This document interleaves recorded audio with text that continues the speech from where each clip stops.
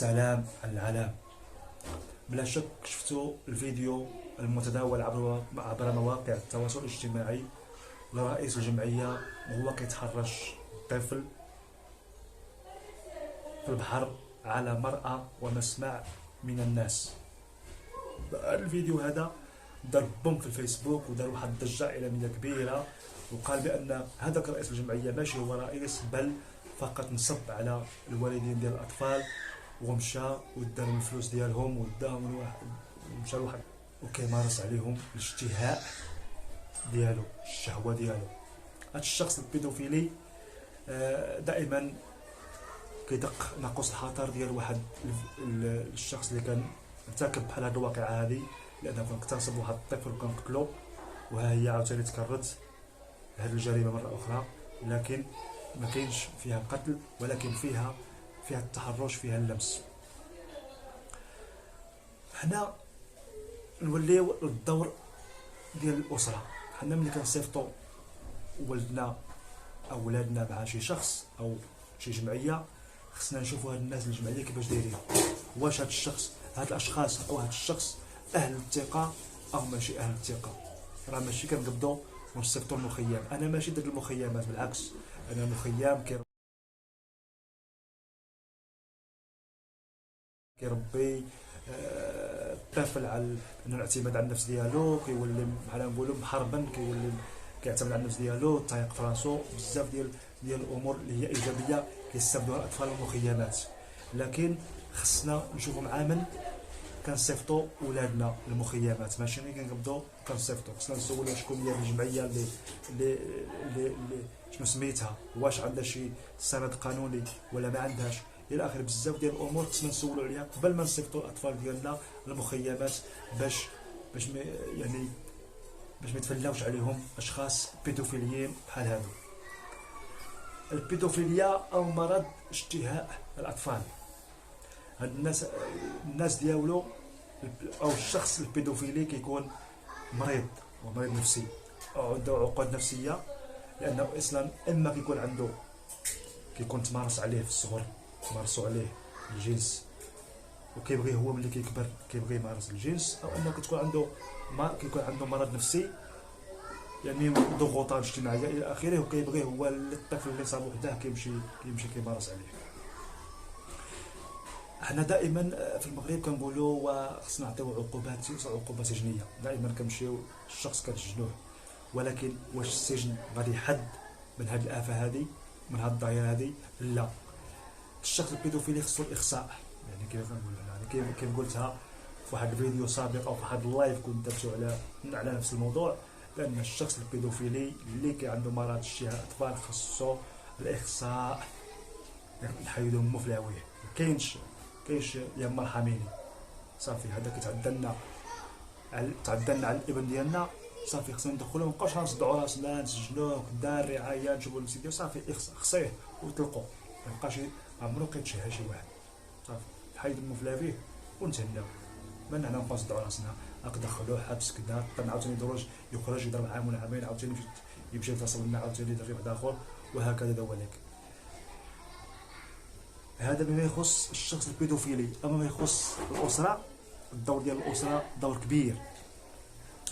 واحد الخطا كبير كترتكبه الاسره هو اننا كنعلموا ولادنا قله الحياه وما كنعلموهمش التربيه الجنسيه. يعني الولد ديالك ما كتعلموش بانه الجسد ديالو بانه راه حرمه، ما كتشدش ولدك، خصوصا الام، لان الام هي اللي كتكون مصاحبه الولد في الصغر، ما بين داك السن ما بين 5 سنين حتى كيكبر، 5 سنين 6 سنين 7 سنين الانسان اللي كيبدا يكبر، خاصك خصوصا الام تقول له ولدي الجسد ديالك راه حرمه، ممنوع شي واحد يقيسك، الا قاسك شي واحد غوت بالعداوه. وانا شخصيا ملي كنت صغير كانت الوالده ديالي الله يذكرها بخير كتقول لي الا شدك شي واحد وبغى يديك بالزز غوت، وانا ديك الساعه صغير كنقول كيفاش انايا نشد شي واحد ونغوت، ولكن هي كانت كتوصيني. واخا حنا في الجيل ديالنا ما كانش هادشي، كان قليل بزاف، يعني قل ما نسمعوه. انا صغير كتقول الوالده كتقول لي شدك شي واحد عيط بالعداوه، واخا الحمد لله عمر وقعت شي حاجه. حنا خصنا نعلموا اولادنا التربيه الجنسيه، نقريوهم ما كانش التربيه الجنسيه كيتقرا في المدارس وفي الجامعات، نقريوها لهم حنا.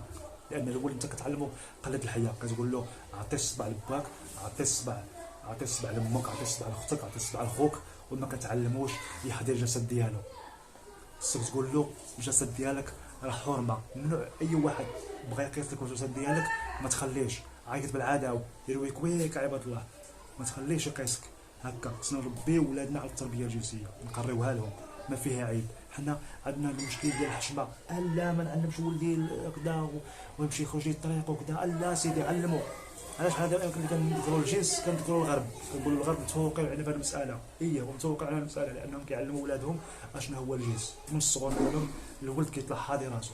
كذلك حتى الاسره المغربيه وخصوصا الام، كنقول هذا ونسطر على كلمه ام، هي اللي كتعلم ولدها وبنتها التربيه الجنسيه. تقول لها اولدي ابنتي الا قرب لكم شي واحد ما تخليوش يقرب لكم الجسد ديالكم، وها المناطق اللي قرب لكم، هذه المنطقه وهذه المنطقه وهذه المنطقه ما تخليوش ومنعوه وغوتوه. حنا ما عندناش هادشي. يعني هذا هو الدور ديال الاسره. الدور ديال الاسره هو الحمايه ديال ديك الاطفال ديالنا، ماشي حتى كتوقع الفاس الراس وكيجي بيدوفيلي وكيتكرفص لنا على الابناء ديالنا. وعاد كنجيو حنايا وكتجي الصحافه وكنقولوا اما هذاك الولد كيوقع في عقده نفسيه او كيموت، وكتقول الام والاب عطيوه لي نقتلو بيدي. ديك الساعه قبل ما يوقع الفاس في الراس راه خصك تربي ولدك على لا، خصك تربي ولدك او اسيدي وتعلمو كيفاش يحظي الجسد ديالو، يحمي الجسد ديالو. ويعني وكذلك رساله اخرى نوجهها للابوين، هو ما تسخروش ولادكم في اوقات متاخره من الليل. يعني كتلقى مثلا اب وام جالسين وحتى كدير 12 الليل عاد كيقول له هاك سير جيب لي كلشي الحليب وانت مصيفط عند مول الحانوت. لان البيدوفيلي راه ماشي راه مكتوبه في جهتنا في بيدوفيلي، لا. بيدوفيلي يقدر يكون اي واحد منا، يقدر يكون الاب، يقدر يكون الجد، يقدر يكون العم، يقدر يكون الخال، يقدر يكون مول الحمام، يقدر يكون الكسال، يقدر يكون مول الحانوت، مول الخبز.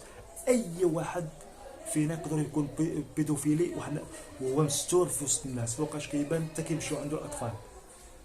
يعني فحضيو راسكم، علموا ولادكم عدم الثقه ديال الاطفال. كتقول انت غادي انت وولدك كتقول له بوس عمك، واش غيبوس عمك؟ غيبوس فيك، شنو بوسه؟ سير خلي الولد ما يسلمش.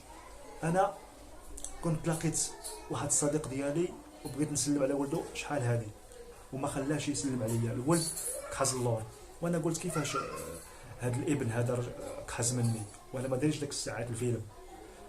ملي من بعد عاد قريت على هذا الموضوع هذا، عاد عرفت بان السبب علاش منع هذاك الصديق ديالي ولده ما يسلمش عليا انا، لانه ولده معلمو بانه الاشخاص البرانيين ما يسلمش عليهم. حنا فين ما غادي انت وولدك وبنتك بوس عمك، بوس خالك، بوس جدك، غاديو كيعنقوا الولاد كيعنقوا في الدراري، وحنا ما كنعرفوش بان هذاك الطفل راه كيسلم على بيدوفيلي ويقدر يتكرفص عليه ويقدر يهتك العيط ديالو ويقدر يغتصبو ويقدر لا قدر الله يقتلو كاع وحنا ما كنعرفوش.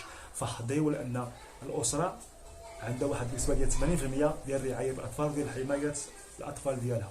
فكونوا على حذر. وهذه رساله للوالدين، وما نثقوش في كل شيء. نديروا دائما واحد طروطه ما بين داك الشخص الاخر البراني، وما نخليوش ولادنا كنطلقوهم في مرصاصه ديال الليل، سير تسخر، سير دير كذا، سير علموا الفران في 12 ديال النهار ولا 2 النهار، سير عن هذا سير عن هذا بدون رقابه وبدون حسيب. وملي كنطيح الفاس في الراس عاد كنبداو نعيطوا بالعداوه. فحضيو وليداتكم، حضيو وليداتكم، حضيو وليداتكم، والله يحفظ الابناء ديال المسلمين جميعا يا رب.